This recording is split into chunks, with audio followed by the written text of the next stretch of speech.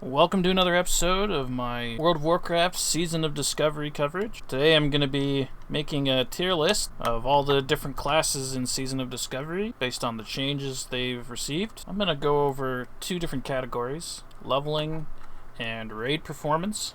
I will try to cover all the different specs. So just to start off, a little bit about myself, why you should even consider my opinion valid. I've leveled 6 characters to 25 in Season of Discovery Phase 1, 3 of them being here, and 3 of them on another account. I have another hunter, another warrior, and a druid. These 2 characters are almost full best in slot. My warrior is only missing the epic sword from the raid, but I have the blue one off of Baron Aquanus. My hunter here actually has the epic weapon in his bags, as well as the epic crossbow, and both of these characters are sergeants. My mage is quite undergeared for the time being. Additionally, if parsing is your thing, here is my warrior parses for Classic Era, and here are my parses for Season of Discovery. Not quite as good as Classic Era, but certainly no slouch. So first up we have leveling. I'm just going to move left to right on the list. So to start off we have Druid. In terms of leveling, I'm going to put them in a solid A tier. Prior to Season of Discovery, they were a strong leveling class, and they received a lot of runes that only make them stronger.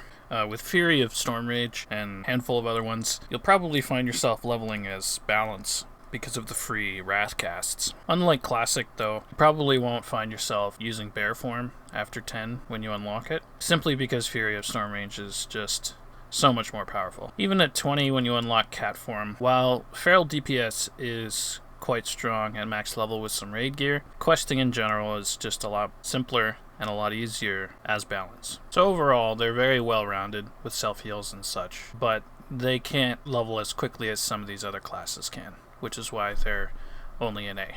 Next up we have the Paladin. That is also another solid A tier class. They received quite a few buffs from Classic, Crusader Strike being one. However, they are still, for all intents and purposes, an auto attack and weight class. They do get a lot of utility, such as self-heals, bubbling, lay on hands, that sort of thing. And Season of Discovery did give them quite a few buffs, but as an all-around class, they can be quite boring. Next up we have Priest, which is a solid C tier. Now, Priests are very strong in the open world. They're very difficult to kill. Chances are you can solo pretty much any quest or content that you need to, but their gameplay is very stale and very, very slow. You will find yourself mostly wanding things to death. And while Season of Discovery did add some strong spells such as Penance, it's still, for the most part, wand and AFK. Rogues are very solid. They're a solid B tier, in my opinion.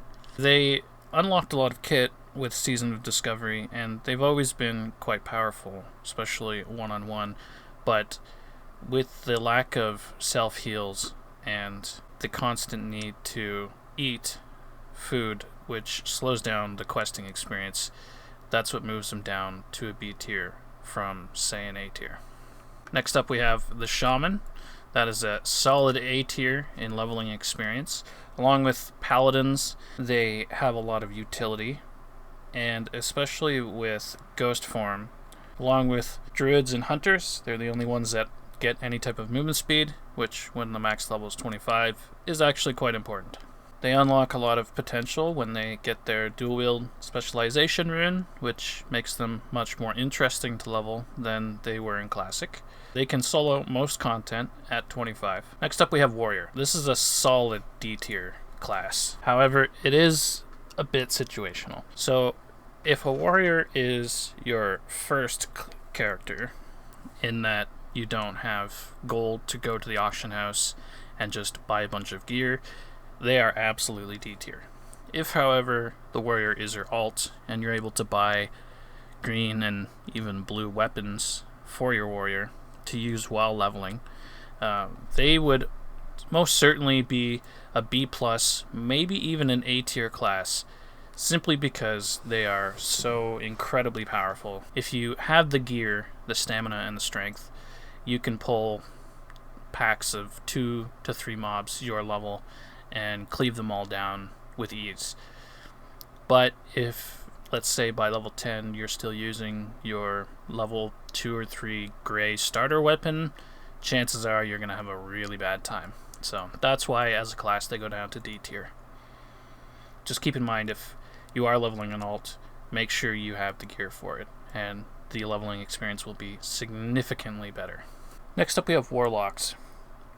I would say they're a solid B+, maybe even A-. They have a lot of sustain, a lot of things in Season of Discovery make their questing experience even better, such as, life tap not being a channel and such. Alongside the pets, it makes them very strong levelers. In fact, I would go so far as to say they're an A-. With things like Fear and Dots, they're able to take on large packs, and even prior to Season of Discovery, they were one of the strongest leveling classes. Next up we have Mage. This is a solid S tier class, simply due to the fact that they can AoE grind. In fact, I would say that they have the fastest leveling experience out of all classes, which is probably why the world first 60 in Classic WoW was a mage, Jokered. I actually have a video guide on how to AoE farm on my channel if you're curious to know. Good time to throw in a solid self-plug.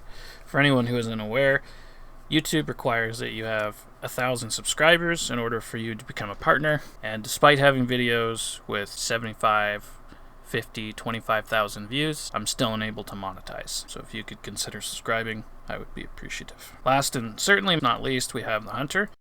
This is a solid S tier class. Anyone who's played Season of Discovery knows that Hunters have been the strongest class overall in Season of Discovery, flat out. Their pets receive a massive boost from the Beast Mastery rune. Their other spells add to that. So far I've leveled 2 Hunters in Season of Discovery. I started soloing Wailing Caverns at level 18. Alright, so next up we have raiding. How do the classes in Season of Discovery compare to one another in a raiding environment? First off, we have Druids. Their feral spec makes them an easy A tier class. With Wild Strikes, you will never fail to try and find a group, especially on Alliance in later phases, due to them not having access to Wind Fury regularly. Balance and Resto, sadly, bring them down quite a bit. Resto is currently the weakest of all of the healer specs, and while Balance can shine in certain situations, they still run into mana issues the same way they did pre-Season of Discovery, and because of that, I'm going to move them down a tier. However, if you do plan on playing Feral, note that they are a solid A. Hunters are an easy S tier. It doesn't matter really what spec you play, even to an extent. Melee Hunters, while I wouldn't advise that, as that is probably the weakest spec, melee weaving is certainly a thing in Season of Discovery if you care to. If not, they're still very strong, even if you just stand in the background casting multi-shot and letting your pet do 60% of your raid damage. Next up we have Mage, and I think this is one of the more underappreciated classes in Season of Discovery. I'm going to put them as a solid A tier raider. When played properly, they do a lot of damage, especially their Arcane Blast build. However, they are a very difficult class to play properly, and if they are not played properly, they are incredibly weak. So if you want to raid as a mage, just know that the skill ceiling is quite high, and there is a lot of potential for you to be a big pumper, but it will require you to have a strong game knowledge. Paladins, I'm going to put as a solid S-, A+, probably leaning more towards S, just because all 3 of their specs are viable in raiding. They are highly sought after tanks, very strong healers, and very solid DPS. Out of all the classes here, I have the least amount of experience with Paladin in Season of Discovery. Should be noted that I used to main a Paladin back in the day, but that was in Classic WoW. From everything I've read, and from the little testing I've done, I think I got a Paladin to like level 10. They are quite strong, and their runes have only made them stronger. Next up is Priest. They are a solid S tier when it comes to rating. They are the best healers currently in Phase 1. Hands down, it's the reason why when you're trying to find a Warsong Gulch pre-made, for example, I know this is PvP and not PvE, we'll cover PvP in a moment, that they look for 3 priests for their composition. It should give you an indicator of just how strong they are. Penance is the strongest healing spell in the game by far. Currently, it may get nerfed in the future, but as it stands right now, they are the best healers. Probably true prior to Season of Discovery as well, but runes they have are just so much better than Shaman, Paladin, and Resto Druid heals. Next up we have Rogues. They are a solid A tier raider, maybe even S tier. As far as I'm aware, they do, according to the logs, they do slightly less damage than Hunters do, but still incredibly strong if they have the right gear and if they're played appropriately. The reason why they're below Hunters, in my opinion, though, is because while Rogues need okay-ish, if not decent gear to perform well, Hunters can go in with a loincloth and a dream and top the meters, while Rogues need to at least have some blue weapons from dungeons prior to raids. If you go in with a level 15 2 agility dagger with 10 DPS, you're going to have a really, really bad time.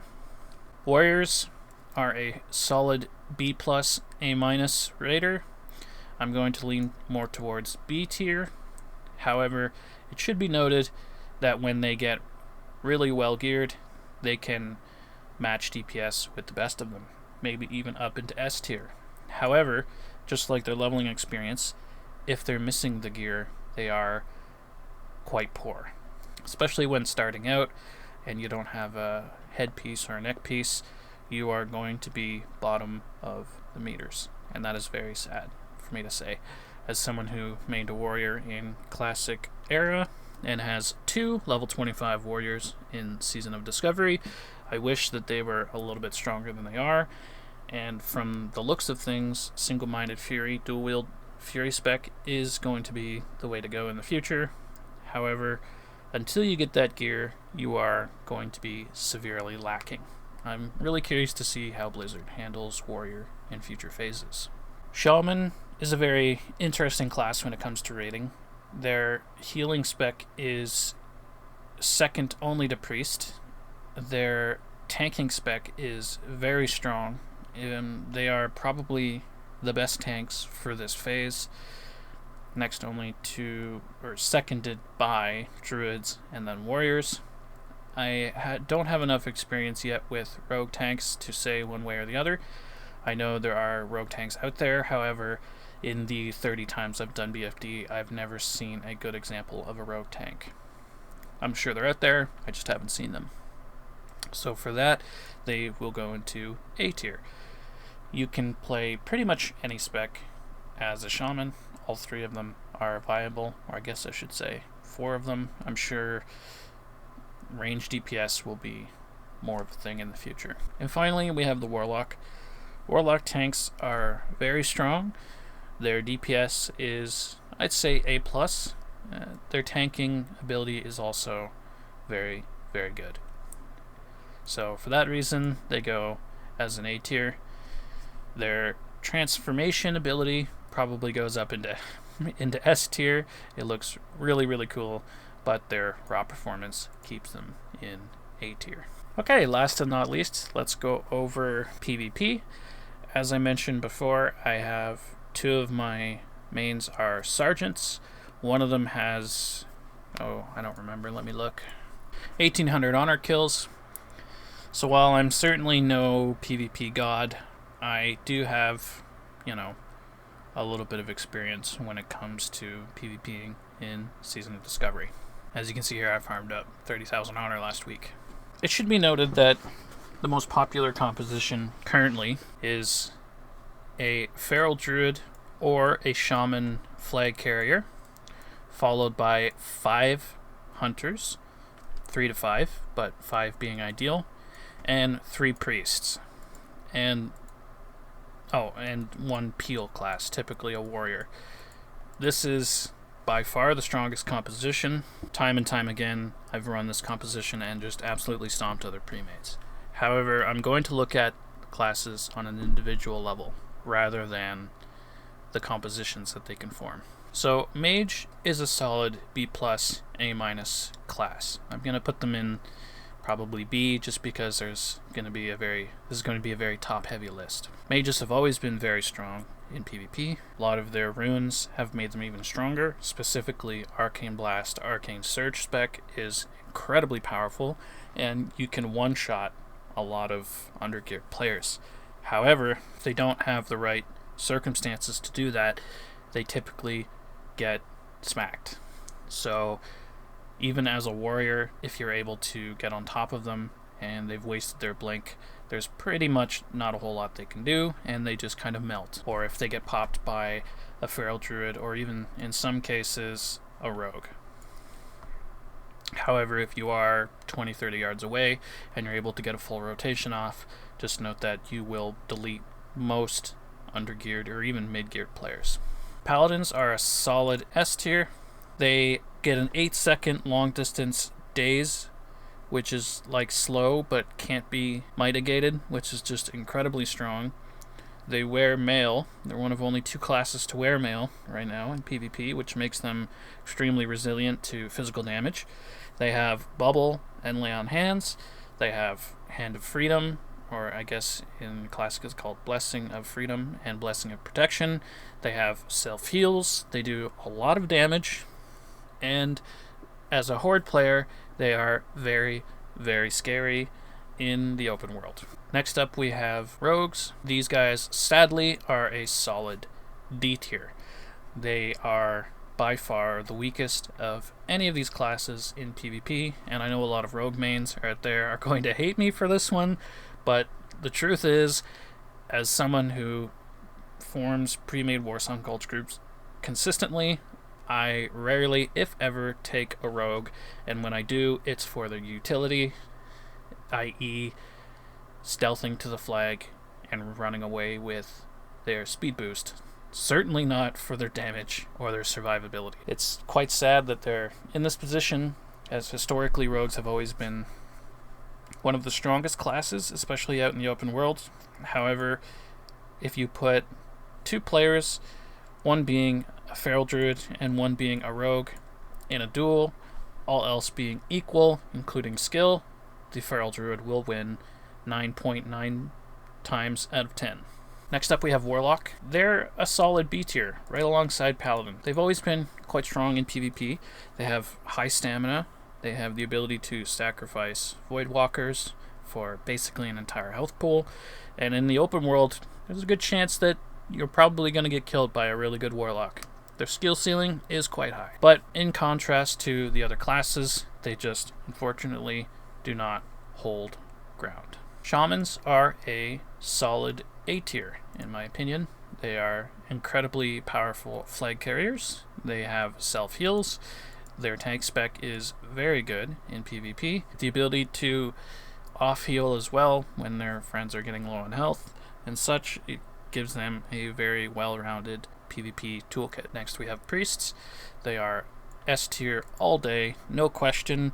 They are the strongest healers in PvE and in PvP.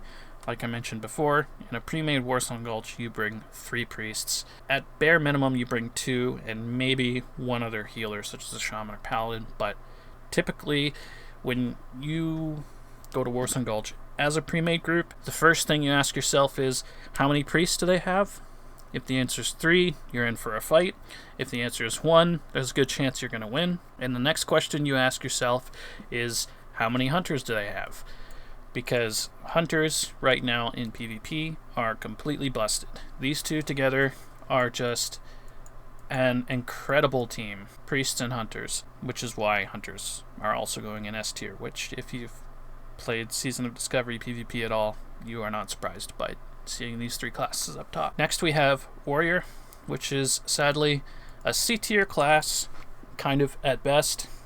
I've done a lot of PvPing with both my warriors, and while they do have their function, they have access to mail armor and slows, which make them really amazing peelers in that they keep mostly paladins and rogues off of their healers with hamstring and fear and that sort of thing. All in all, they are quite weak, sadly. In a 1v1, they will most certainly lose to every other class above them on the list here. However, they are still quite enjoyable. Again, especially if you have a bunch of gear. With the epic two-hand sword, they can be quite nasty to try and deal with, especially if they have pocket healers. If you have dedicated healers or just really good healers, they may even move up to a B or even A tier class. But them in a vacuum by themselves versus another class will probably lose. Unfortunately, you can't rank a class just based on how well they perform if they have a pocket healer, because sadly, most classes will perform well if they have one. And last but not least, we have the Druid, which is a solid A tier, especially in the open world. They bring all of the functionality of a rogue, but they also have increased speed and bear form, which makes them incredible flag carriers right alongside shamans. They also have self-heals, which is mostly for out in the open world. If you're flag carrying in a Orson Gulch, you're not going to be able to heal yourself, you're just going to get kicked. But in the open world, if you kill someone, you're able to heal yourself to full. The sustainability is really, really great. Okay, and that covers my tier list for World of Warcraft Season of Discovery. I'm sure I'm going to get a lot of hate in the comments, so feel free to post below, and I will try to answer every one of your comments with a well-reasoned argument, preferably. Thanks for tuning in. Take care.